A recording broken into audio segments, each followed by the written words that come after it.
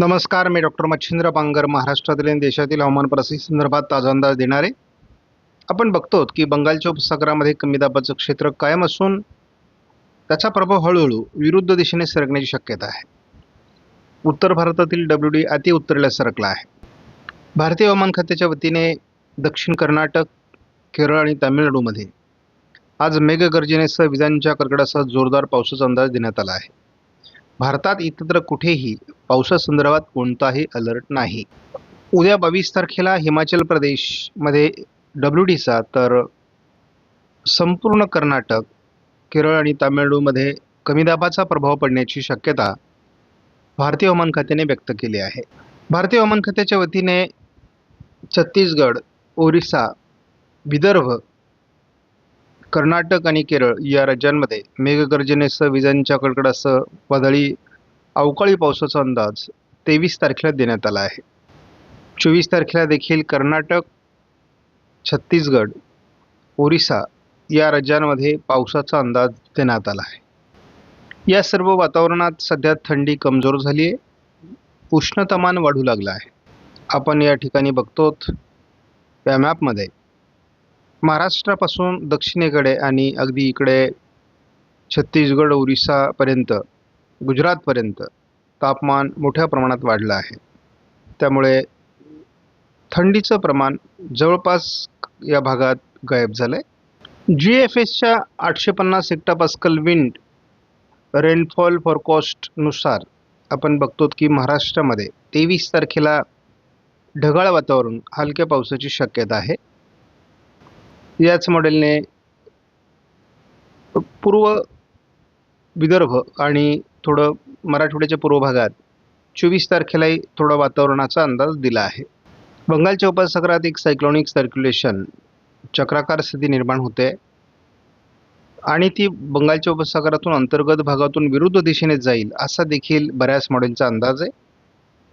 प्राथमिक अंदाजानुसार केरळ, तामिळनाडू, कर्नाटक, ओरिसा, छत्तीसगड, आंध्र प्रदेश, महाराष्ट्राच्या विदर्भात थोडा वातावरण निर्मितीची शक्यता आहे.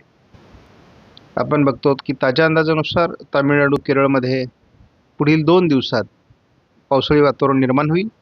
23 तारखेला अजूनही मराठवाडा आणि विदर्भ या ठिकाणी वातावरण दाखवलं जातं आहे.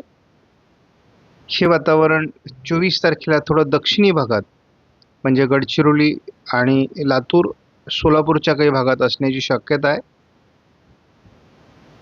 छत्तीसगड, ओरिसा, झारखंड, तेलंगणा, कर्नाटक, अगदी तामिळनाडूपर्यंत सुद्धा किनारपट्टी भागात याचा परिणाम राहण्याची शक्यता आहे.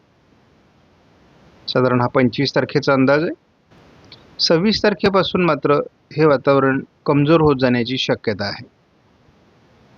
2 तारखेला पुन्हा एकदा उत्तर भारतात एक WD अतिउत्तरेला सक्रिय होईल असा देखील अंदाज आहे. आपण 7 मार्चपर्यंत जेव्हा एकत्रित अंदाज बघतो तेव्हा मात्र ECMWF मॉडेलने महाराष्ट्रात पावसाचा अंदाज दिलेला नाही. मात्र केरळ, तामिळनाडू, कर्नाटक, तेलंगणा, ओरिसा या राज्यात हलक्या ढगाळ परिस्थितीसहित तुरळक पावसाचा अंदाज व्यक्त केला आहे. बंगालच्या उपसागरामध्ये सायक्लोनिक सर्क्युलेशन म्हणजे एक चक्राकार स्थिती निर्माण होण्याची शक्यता कायम आहे. ECMWF मॉडेलने तसा 23 तारखेला महाराष्ट्रातील पावसाचा अंदाज नाकारला आहे. GFSने पूर्व विदर्भात थोडं ढगाळ वातावरण दाखवले. आयकॉन मॉडेलने देखील सध्या वातावरण तयार होण्याची शक्यता कमी असल्याचा अंदाज दिला आहे. आयकॉन मॉडेलने 24 तारखेला सोलापूर, लातूरच्या दरम्यान थोडं ढगाळ वातावरण अधिक राहण्याची शक्यता व्यक्त केली आहे. GFSने देखील सायक्लोनिक सर्क्युलेशन हे विरुद्ध दिशेने जाण्याची शक्यता व्यक्त केली आहे.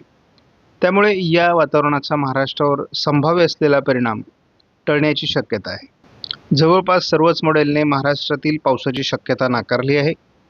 मात्र बंगालच्या उपसागरात एक सायक्लोनिक सर्क्युलेशन तयार होईल आणि ते विरुद्ध दिशेने निघून जाईल असा थोडा अंदाज व्यक्त केला आहे. परंतु दरम्यानच्या काळात किनारपट्टी भागामध्ये ओरिसा, आंध्र प्रदेश, तेलंगणा, थोड्याफार प्रमाणात आंध्र प्रदेश आणि केरळ, तामिळनाडूमध्ये पावसाचा अंदाज व्यक्त होतोय.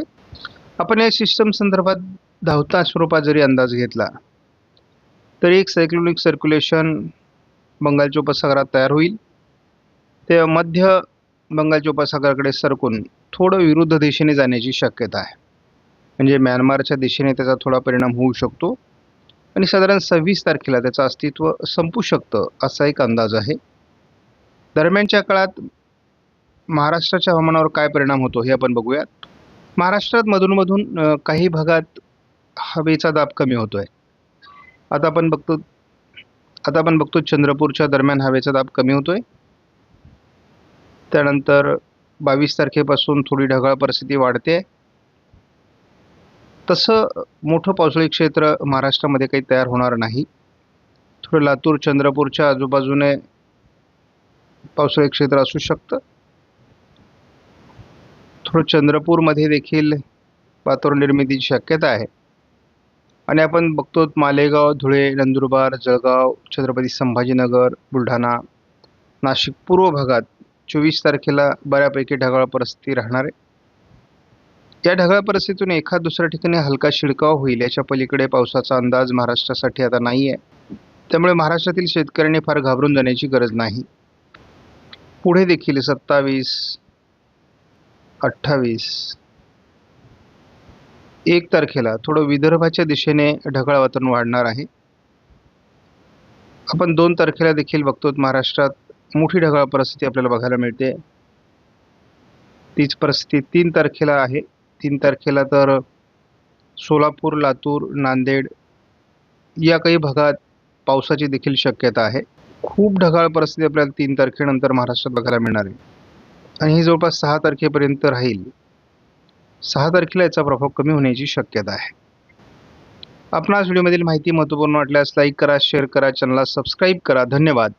जय हिंद, जय महाराष्ट्र, जय बळीराजा.